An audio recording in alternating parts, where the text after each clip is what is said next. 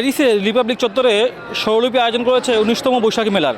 এ মেলায় বাংলাদেশ থেকে আগত কলাকুশলী শিল্পী, সংস্কৃতি ব্যক্তিত্ব সহ ফ্রান্স, জার্মানি এবং লন্ডন থেকে অনেক শিল্পীরা তারা পারফর্ম করেছে।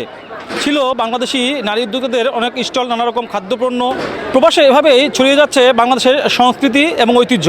ফ্রান্সের রাজধানী প্যারিসের ঐতিহাসিক রিপাবলিক চত্বরে স্বরলিপি সাংস্কৃতিক গোষ্ঠীর উদ্যোগে অনুষ্ঠিত হয়েছে ১৯তম বৈশাখী মেলা। প্রবাসী বাংলাদেশিদের প্রাণের এই আয়োজন দিনব্যাপী উৎসবমুখর পরিবেশে বাংলা সংস্কৃতি, ঐতিহ্য ও সৌহার্দ্যের এক অনন্য মিলন মেলায় পরিণত হয়।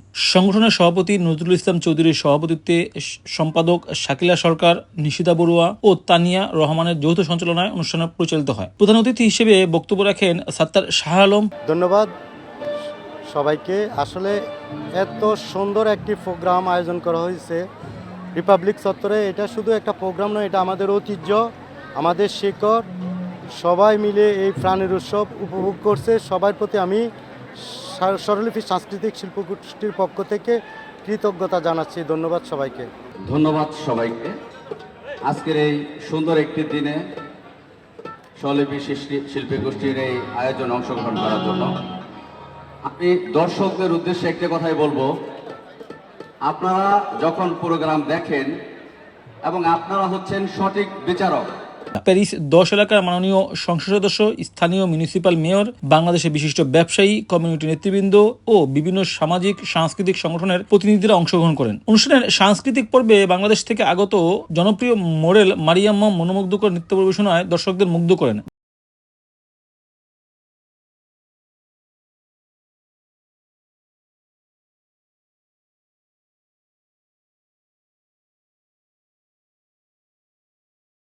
বাংলাদেশের কণ্ঠশিল্পী শুভ পাশা, লন্ডন থেকে আগত তামান্না এবং স্বরলিপি শিল্পী গোষ্ঠীর শিল্পীদের পরিবেশনায় নৃত্য, গান ও বর্ণাঢ্য ফ্যাশন শো আয়োজন করা হয়। অনুষ্ঠানে বাংলাদেশ ও লন্ডন থেকে আগত জনপ্রিয় শিল্পীরা সঙ্গীত পরিবেশন করেন, যা দর্শকদের মধ্যে ব্যাপক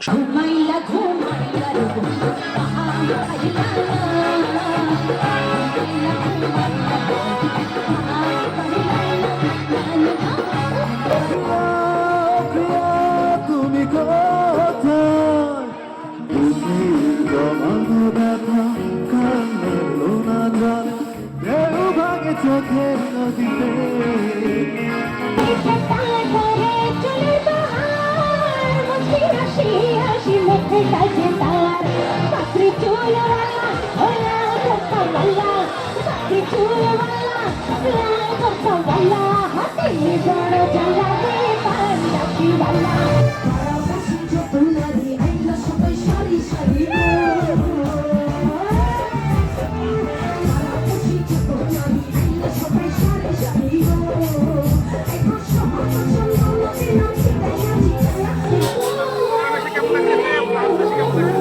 আমার তো খুব ভালো লাগছে। আর এখানে আমার এসে মনে হচ্ছে একটা মিনি বাংলাদেশে আছি।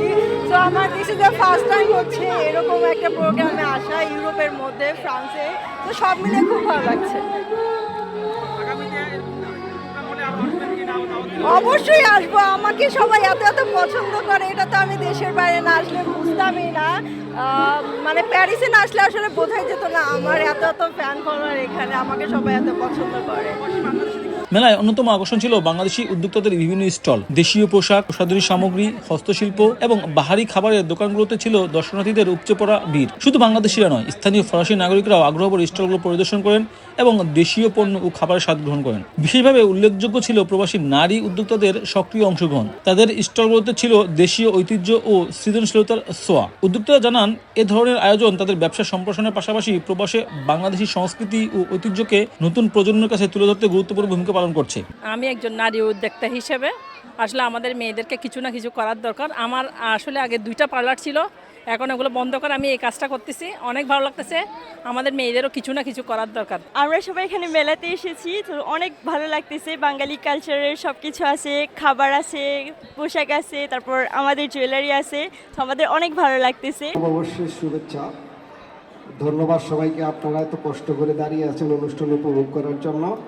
ধন্যবাদ আজকের এই আয়োজক স্বরলিপি সংস্কৃতি গোষ্ঠীকে। থ্যাংক ইউ, সবাই ভালো থাকবেন। ধন্যবাদ দুলাল ভাই।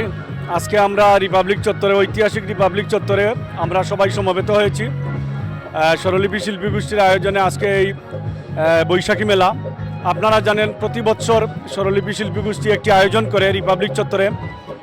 সেই চত্বরে আয়োজনে বাংলাদেশের মানুষ যারা আমরা যারা প্রবাসী এরা একদিন বাংলাদেশের মতন একদিন সবাই উপভোগ করি।